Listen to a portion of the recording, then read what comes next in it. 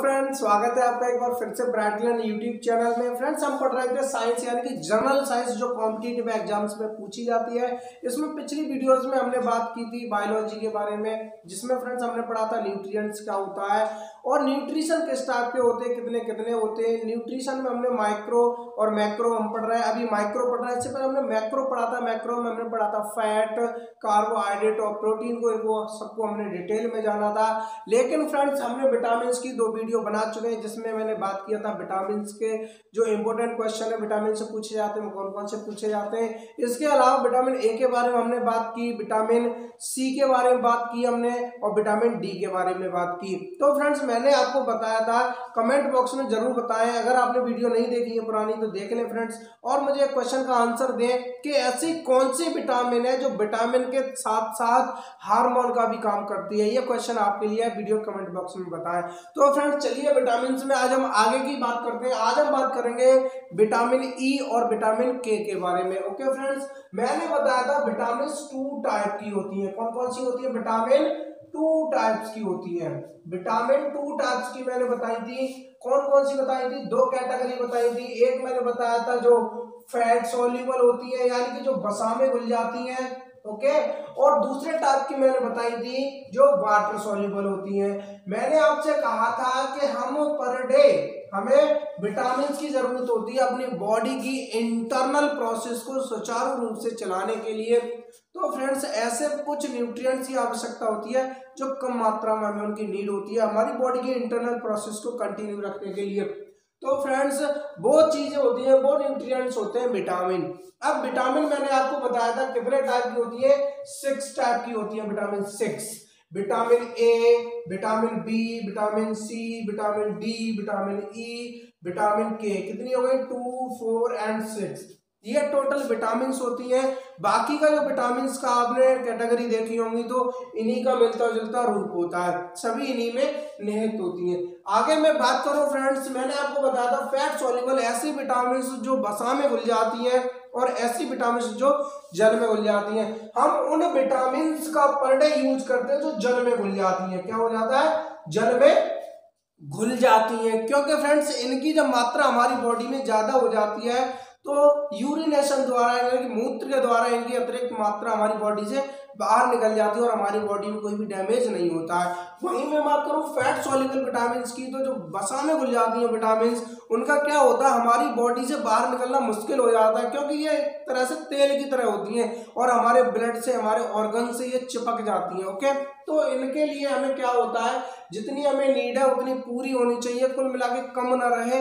ठीक है, कमी हो जाएगी तो हमें रोग हो जाएगा। विटामिन ऐसे पोषक तत्व होते हैं जिनकी कमी से हमें रोग हो जाते हैं। ओके फ्रेंड्स, तो जो वाटर सॉल्युबल विटामिन होती है इनकी हमें पर डे आवश्यकता होती है। पर डे हम इन्हीं को लेते हैं भोजन के रूप में। ओके फ्रेंड्स, भोजन के रूप में विटामिन का हमारी बॉडी के अंदर संश्लेषण नहीं होता है। इनको हम फ्रेंड्स भोजन के रूप में लेते हैं, भोजन के साथ लेते हैं। इसके मैंने अपवाद बताए थे, इसके दो अपवाद होते हैं। कौन कौन से होते हैं? विटामिन डी और विटामिन के। ये दो विटामिन ऐसी होती है हमारी बॉडी में भी इनका संश्लेषण होता है, इनका ऑक्सीडेशन हमारी बॉडी में भी होता है। ओके फ्रेंड्स, इतनी बात आप समझ गए। ये अपवाद है, एक्सेप्शन है। बात मैंने की टोटल विटामिन इतनी होती हैं। हम ए पढ़ चुके हैं, बी पढ़ने वाले हैं, सी पढ़ चुके हैं, डी पढ़ चुके हैं, ई और के बारे में बात करूंगा। नेक्स्ट वीडियो में विटामिन B1 से लेकर B12 तक बात करने वाला हूं। विटामिन का एक वीडियो और बनेगा, उसके बाद विटामिन का चैप्टर फिनिश। कोई भी ऐसा क्वेश्चन आपसे बाहर नहीं जाएगा। मैं कुछ क्वेश्चंस भी कराऊंगा नेक्स्ट वीडियो में कि जो आपका विटामिन से रिलेटेड कोई भी क्वेश्चन बाहर नहीं आ सकता। चलिए शुरू करते हैं। तो मैंने फैट सॉल्युबल विटामिन फ्रेंड्स आपको बताई थी। तो फैट सॉल्युबल विटामिन में क्या था? आपको ट्रिक मैंने बताई थी, ट्रिक आपको याद रखनी है। ट्रिक है फ्रेंड्स कीड़ा, KEDA। कीड़ा जो है यदि वो पानी में गिर जाए, कीड़ा अगर पानी में गिर जाए तो वो घुलेगा नहीं लेकिन मर सकता है लेकिन घुल नहीं सकता। ओके फ्रेंड्स, तो जो पानी में नहीं घुलेगा वो क्या है? कीड़ा। की फॉर विटामिन के, vitamin E, vitamin D, vitamin A. Okay, vitamin A का मैंने क्या बताया था आपको? केमिकल नेम क्या होता है? रेटिनॉल। विटामिन सी का, अब देखिए बची कौन सी? दो, विटामिन बी और विटामिन सी, यही तो बची है ना। तो यानी कि इनमें से जो विटामिन बची 6 में से वो क्या होता है, वाटर सॉल्युबल होती है, यानी कि विटामिन बी और सी वाटर सॉल्युबल है। विटामिन ए रेटिनॉल बताया, विटामिन सी मैंने क्या बताया, एस्कॉर्बिक एसिड है ना, विटामिन डी कैल्सीफेरॉल मैंने बताया था। आज हम बात करेंगे फ्रेंड विटामिन ई के बारे में। ओके, तो अपना नोट्स तैयार रखें, बात करते हैं अब विटामिन ई के बारे में। विटामिन ई का केमिकल नेम होता है friends tocopherol, tocopherol. Okay, tocopherol. Points लिखना शुरू कर दें। विटामिन ई को ब्यूटी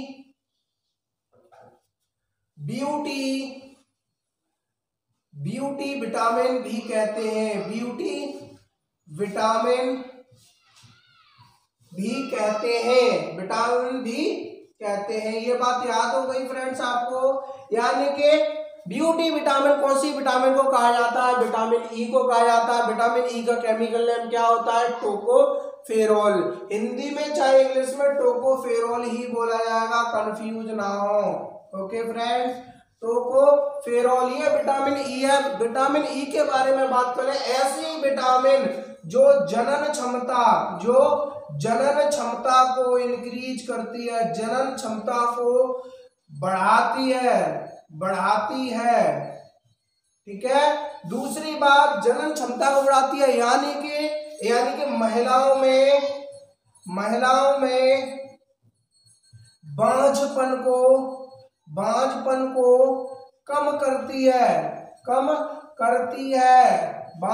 को कम करती है। वो विटामिन कौन सी होती है, विटामिन ई, यानी कि टोकोफेरॉल। इतनी बात आपको पता चल गई, महिलाओं में जनन क्षमता को बढ़ाती है, यानी कि बांझपन को कम करती है। चाहे बांझपन वर्ड आपको दिख जाए, चाहे जनन क्षमता दिख जाए, माइंड में सेट हो जाना चाहिए कि विटामिन ई के बारे में बात हो रही है। अब विटामिन ई के बारे में हम बात कर रहे हैं, तो अब बात कर लेते हैं थोड़ा सा आगे।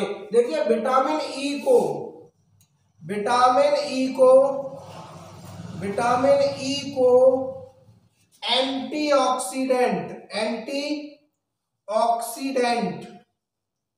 एंटीऑक्सीडेंट भी कहते हैं। अब मैंने आपको कुछ समय पहले बताया था, जब विटामिन ए पढ़ाया था, कि जो विटामिन ए होती है वो क्या होती है, संक्रमण रोधी, यानी कि इन्फेक्शन को कंट्रोल करती है। वहीं जो विटामिन ई होता है वो एंटीऑक्सीडेंट के रूप में कार्य करती है। ये एंटीऑक्सीडेंट क्या होता है अभी बताता हूं, इससे पहले एक लाइन और आप लिख लें। कैंसर तथा हृदय रोगों को दूर करने में सहायक होती है। कौन सी विटामिन, विटामिन ई। इतनी बात आपको समझ में आ गई। अब फ्रेंड्स इसके डिटेल में बात करते हैं। अब बात करते हैं एंटीऑक्सीडेंट क्या होता है। ओके, ये हम समझ लेते हैं, स्क्रीनशॉट ले लें। स्क्रीनशॉट नहीं लिया है तो नोट कर लिया होगा आपने। चलिए अब मैं बात करता हूँ एंटीऑक्सीडेंट की। तो फ्रेंड्स आपने वर्ड सुना, ये बहुत ज्यादा पूछा जाता है, जो लोगो पायलट ALP में भी ये क्वेश्चन पूछा गया था, बहुत ही ज्यादा इंपॉर्टेंट है कि ये एंटीऑक्सीडेंट का मतलब क्या होता है, एंटीऑक्सीडेंट। ओके, छाप ले आप इसको, एक इंपॉर्टेंट नोट में आप इसको छाप ले, एंटीऑक्सीडेंट। यानी कि फ्रेंड्स जो एंटीऑक्सीडेंट है क्या होता है। अब देखिए एक बात मैं आपको समझाता हूँ। आपने ऑक्सीजन का नाम सुना होगा, तो ऑक्सीजन किस फॉर्म में होता है, O2 की फॉर्म में होता है ना। O2 2 मॉलिक्यूल्स होते हैं तभी तो ऑक्सीजन बनेगा, O2। नाइट्रोजन की बात करूं तो N2 है ना, कार्बन डाइऑक्साइड की बात करूं तो CO2 है ना, O2 दिख रहा है। अगर मैं CO बोलूं तो कार्बन मोनोऑक्साइड हो जाएगा, कार्बन डाइऑक्साइड नहीं रहेगा।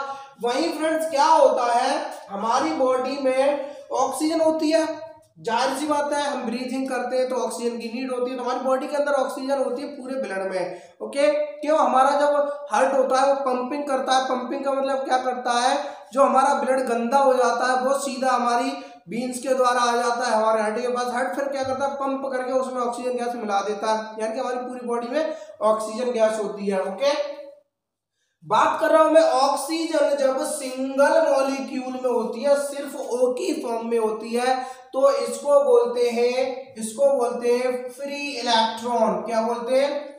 Free oxygen, sorry free oxygen. ठीक है, इनको क्या बोला जाता है? Free oxygen molecules. यानी कि जो ऑक्सीजन होती है वो अनस्टेबल मोड में होती है। फ्री ऑक्सीजन अनस्टेबल मोड में होता है। ठीक है, मोड में होते हैं। यानी कि फ्रेंड्स जब ऑक्सीजन जो है O की फॉर्म में होती है तो फ्रेंड्स क्या होता है, ये हमारी बॉडी में अनस्टेबल होती है। अनस्टेबल का मतलब कहीं ना कहीं भागती रहती है। अब फ्रेंड्स ये होता कब है, कंडीशन कब आती है वो समझते हैं। देखिए, जब भी हम गरम गरम खाना खाते हैं या तला भुना हम भोजन करते हैं जिसमें कोलेस्ट्रॉल होता है फ्रेंड्स, तो जब भी हम तला भुना गरम गरम खाना खाते हैं तो क्या होता है, उसकी हीट से जो ऑक्सीजन है वो किसमें, फ्री ऑक्सीजन में टूट जाती है। और ये हमारी बॉडी के अलग अलग ऑर्गन्स यानी कि पार्ट से क्या करती है, अलग अलग पार्ट से ये टकराती है। और कभी हमारी हार्ट से यानी कि कभी किडनी से, कभी हमारे लंग्स मतलब फेफड़ों से रिएक्शन करने लगते हैं। क्या?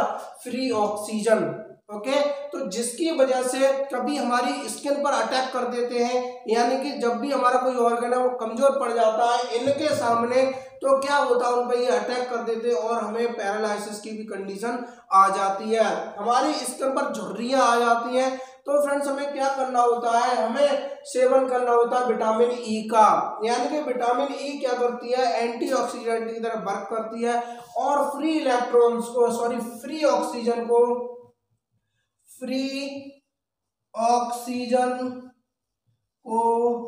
डिस्ट्रॉय करती है। डिस्ट्रॉय कौन करता है? Vitamin E. इतनी बात पता चल गई आपको। एंटीऑक्सीडेंट क्या होता है? एंटी का मतलब उल्टा काम करना। जो ऑक्सीजन है, ये फ्री ऑक्सीजन है, इसको क्या करना, खत्म करना, एंटी, है ना। तो इतनी बात आप समझ गए होंगे, ये विटामिन ई का कार्य होता है। ओके, अब चलिए हम बात करते हैं इसके सोर्सेस की। तो विटामिन ई का मेन सोर्स क्या होता है वो हम थोड़ा सा समझ लेते हैं। सबसे पहले तो मैं बात करूं इसके सोर्सेस की, तो सोर्सेस में फ्रेंड्स आप ध्यान रखें, हरी सब्जियां। ठीक है, हरी सब्जियां हो गई।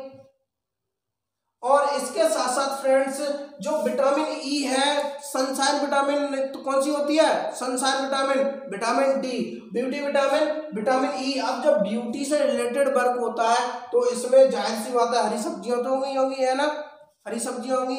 जैसे हम ब्यूटी के तौर पर कभी कभी खीरे को यूज कर लेते हैं, एलोवेरा को यूज कर लेते हैं, ये बात आप जानते होंगे। तो फ्रेंड्स हरी सब्जियों में विटामिन ई मिल जाता है। इसके साथ साथ फ्रेंड्स ये एग्स में भी मिल जाता है, थोड़ी सी मात्रा मिलता है, ज्यादा नहीं, थोड़ी सी मात्रा में ये किसमें मिल जाता है, एग्स में मिल जाता है। ओके, इसके बाद में बात करूं फ्रेंड्स, ये मिलता है सोयाबीन में। इतनी बात आपको पता चली। अब फ्रेंड्स इसके बाद हम इसकी डिजीज की बात करें, इसके मतलब रोगों की बात करें, इसकी कमी से कौन कौन से रोग हो जाते हैं फ्रेंड्स।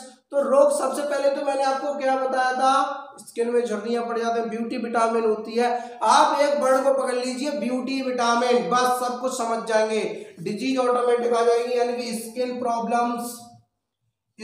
प्रॉब्लम्स जितनी होती है विटामिन ई की कमी से होती है स्किन प्रॉब्लम्स। इसके साथ साथ पैरालिसिस, ठीक है, पैरालिसिस की बीमारी भी हो जाती है। पैरालिसिस किस कंडीशन में होता है, मैंने क्या बताया था, फ्री ऑक्सीजन अलग अलग ऑर्गन्स से क्या करते हैं, रिएक्शन करते हैं। रिएक्शन करने की वजह से कभी कभी उस ऑर्गन को, हमारी बॉडी का वो पार्ट होता है, उसको डैमेज भी कर देते हैं। उस कंडीशन में पैरालिसिस हो जाता है, स्किन डिजीज भी हो जाती है ना। इस तरीके की इस विटामिन की कमी से बीमारियां हो जाती हैं। ओके, इतना आपको याद रखना है। अब चलिए मैं बात करता हूं विटामिन के बारे में। अब मैं विटामिन के बारे में बात करूं फ्रेंड्स, तो देखिए विटामिन के जो है, आप इसके बारे में जितना भी इंपॉर्टेंट है वो नोट करते जाएं। विटामिन के का जो केमिकल नेम है वो फ्रेंड्स क्या होता है, फाइलोक्विनोन।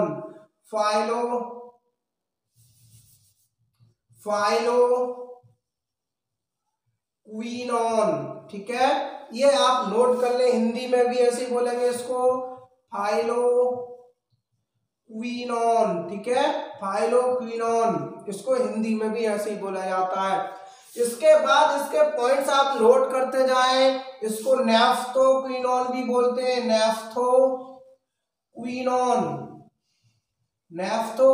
भी बोलते हैं, और इसको फ्रेंड्स मोनोक्विनोन भी बोला जाता है, मोनोक्विनोन भी इसको बोला जाता है, भी कहते हैं। इतनी बात आपके माइंड में फिट हो जानी चाहिए। यानी कि ऐसी कौन सी विटामिन है जिसको मोनोक्विनोन बोलते हैं, वो कौन सी है, विटामिन के, और नैफ्थोक्विनोन विटामिन के, फाइलोक्विनोन विटामिन के। अब फ्रेंड्स एक बात और आप ध्यान रख लें, जहां भी आपको क्विनोन आपको सफिक्स दिख जाए, ये वर्ड दिख जाए आपको, तो समझ जाइए शब्द दिखने पर, शब्द जहां भी दिखे तो उसमें क्या होता है, कंपोजिशन किसका होता है, विटामिन के का। इतनी बात आपको पता चली, विटामिन के का क्या होता है, उसमें कंपोजिशन, यानी कि उसमें विटामिन के भी होता है। यानी कि आपको एक वर्ड पे ध्यान देना है, इस सफिक्स वर्ड पर, क्विनोन पर, क्विनोन। अब देखिए यहाँ पर नैफ्थोक्विनोन आ गया, मोनोक्विनोन आ गया, फाइलोक्विनोन, बहुत सारी ऐसी मेडिसिन होती हैं जिसमें विटामिन ई होता है, वहां पर क्विनोन वर्ड आपको जरूर उनके साल्ट के सफिक्स में आपको दिखेगा। आगे मैं बात करूं इस विटामिन के बारे में, तो आगे मैं बात करता हूं इस विटामिन का कार्य क्या होता है। ये सहायक होती है ब्लड की क्लोटिंग में, ब्लड क्लोटिंग में एक एजेंट और होता है जिसको मैंने बोला था हिपेरिन क्या करता है, ब्लड को जमने नहीं देता है ना, हिपेरिन ब्लड को जमने नहीं देता, लेकिन ये ब्लड को जमाता है, ब्लड क्लोटिंग में सहायक। यानी कि आप किसी भी एग्जाम को देख लें, विटामिन के का ये वर्ड तो आपको बहुत ही ज्यादा ये क्वेश्चन देखने को मिलता है। यानी कि सबसे ज्यादा चांस इस विटामिन से इस क्वेश्चन के होते हैं कि ब्लड का थक्का बनाने में, रक्त स्कंदन में कौन सी विटामिन, लिख लीजिए आप, रक्त स्कंदन, यानी कि कोई भी आपको इनमें से वर्ड दिख जाए, रक्त स्कंदन में कौन सी विटामिन सहायक होती है, वो कौन सी होती है, विटामिन के। ओके फ्रेंड्स, कौन सी सहायक होती है, विटामिन के। इतनी बात पता चल गई। यानी कि फ्रेंड्स एक बात बताइए, जो हमारा बॉडी का ब्लड है अंदर अगर जम जाएगा तो हमारी बीन्स में क्या हो जाएगा, पैरालिसिस हो जाएगा, डैमेज हो जाएगा ऑर्गन, है ना, जो भी बीन है या फिर आर्टरी है वो डैमेज हो जाएगी। तो फ्रेंड्स हमारी बॉडी के अंदर जो ब्लड है वो जमना नहीं चाहिए, वहां पर जमने को रोकने में कौन सा एजेंट पर करता है, हिपेरिन, जिसको मैं आपको पढ़ा चुका हूं। अब फ्रेंड्स मैंने बात की विटामिन के की, ये स्कंदन में सहायक होता है। जब भी हमारी बॉडी पे कट लग जाता है तो ब्लड निकलने के बाद तुरंत उसका थक्का बन जाता है, जम जाता है, यानी कि क्लोटिंग को हम थक्का भी बोलते हैं, थक्का, ठीक है। तो कंफ्यूज ना हो, ब्लड का थक्का बनाने में कौन सी विटामिन सहायक होती है, विटामिन के। अब फ्रेंड्स मैं एक और बात आपको बताऊं जो आपको समझनी चाहिए विटामिन के बारे में, इंपॉर्टेंट है। वो फ्रेंड्स क्या है कि हमारी जो बॉडी है, खैर आगे जाके मैं बताऊंगा और आपको किसमें, डाइजेशन सिस्टम में। लेकिन उससे पहले जो एक इंपॉर्टेंट चीज है वो आप समझ लीजिए, हमारी बॉडी में स्मॉल इंटेस्टाइन होती है, स्मॉल इंटेस्टाइन, यानी कि इसमें क्या होता है, भोजन का कंप्लीट डाइजेशन हो जाता है। उसके बाद जो भोजन में बचता है क्या, साल्ट और कुछ इंपोर्टेंट वाटर मिनरल्स मिल जाते हैं, वो निकाले जाते हैं लार्ज इंटेस्टाइन से। यानी कि फ्रेंड्स स्मॉल इंटेस्टाइन को बोलते हैं छोटी आंत, क्या बोलते हैं इसको, छोटी आंत। ओके, इसमें एक हार्मोन होता है, उस हार्मोन का नाम होता है फ्रेंड्स ई कोली नाम का एक हार्मोन होता है। ये फ्रेंड्स क्या करता है, स्मॉल इंटेस्टाइन में ई कोली नाम का हार्मोन हमारी बॉडी के अंदर ई कोली द्वारा शरीर में विटामिन के का संश्लेषण होता है। आप अब समझ गए होंगे, है ना। मैंने आपको बताया था कि जो विटामिन होती हैं उनका हमारी बॉडी में संश्लेषण नहीं होता है, लेकिन दो ऐसी विटामिन है जो अपवाद है, एक्सेप्शन है। वो कौन सी थी? विटामिन डी और विटामिन के, यानी कि ई कोली नाम का हार्मोन हमारी बॉडी के अंदर किसका संश्लेषण करता है? विटामिन किसका? विटामिन कौन से बेटा? के का। ओके। अब फ्रेंड्स ब्लड की क्लोटिंग में इंपॉर्टेंट होता है, मेन पॉइंट आप याद रखें, ब्लड की क्लोटिंग में याद होता है, और विटामिन के का संश्लेषण हमारी बॉडी में होता है किसके द्वारा? ई कोली नामक किसके हार्मोन के द्वारा। अब फ्रेंड्स हम बात करें इसके सोर्सेस की, तो सोर्सेस की मैं बात करूं, विटामिन के सोर्सेस क्या होते हैं? वही फ्रेंड्स हरी सब्जियां, cod oil, liver cod oil, है ना, इसमें इंपॉर्टेंट होता है liver cod oil, milk, egg, etc आदि। ओके। अब डिजीज की बात करें फ्रेंड्स, अब तो मैंने आपको एक बात बताई, ब्लड क्लोटिंग, है ना, बॉडी के अंदर इसका संश्लेषण होता है, यानी कि ब्लड से रिलेटेड जो भी बीमारियां होती हैं उनमें ये क्या होता है? उत्तरदायी होता है। एनीमिया, ठीक है, इसको रक्ताल्पता भी बोलते हैं, रक्ताल्पता भी कहा जाता है, ठीक है। ये डिजीज होती है, रोग होते हैं, वो किसकी कमी से होते हैं? विटामिन के की कमी से होते हैं फ्रेंड्स।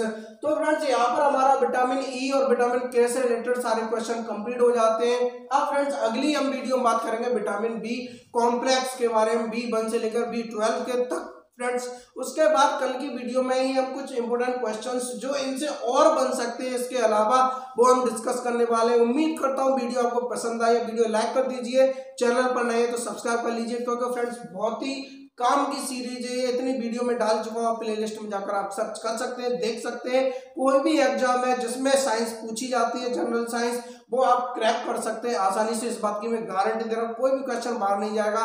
चलिए मिलता हूँ नेक्स्ट वीडियो में, तब तक के लिए बाय बाय।